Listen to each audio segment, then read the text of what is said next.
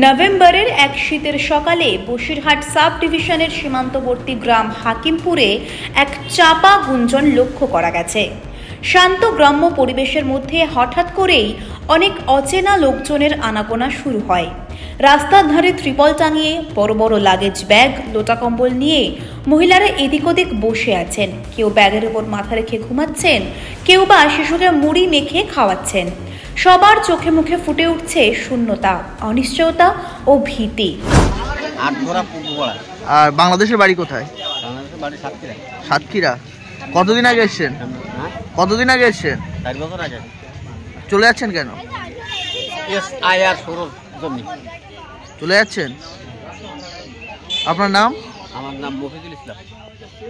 মফিজুল ইসলাম।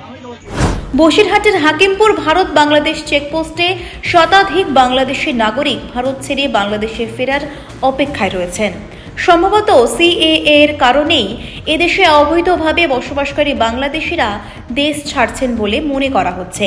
স্থানীয়দের মতে গত কয়েকদিন ধরেই হাকিমপুর চেকপোস্টে ভিড় বাড়ছিল, কিন্তু সোমবার সকালে ভিড়ের সংখ্যা হঠাৎ করেই কয়েক গুণ বেড়ে প্রায় 250 থেকে 300 হয়ে যায়।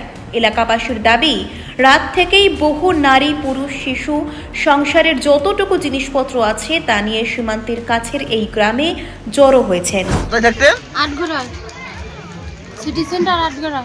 আর বাংলাদেশে চলে যাচ্ছেন? হ্যাঁ। বাড়ি কোথায় বাংলাদেশে? কয়রা থানা। হ্যাঁ হ্যাঁ, কয়রা থানা। কয়রা থানা। চলে যাচ্ছেন কেন? এই যে ইয়াসির জন্য। হ্যাঁ হ্যাঁ, ইয়াসির জন্য। এনআরসি। আপনার নাম? সোনিয়া।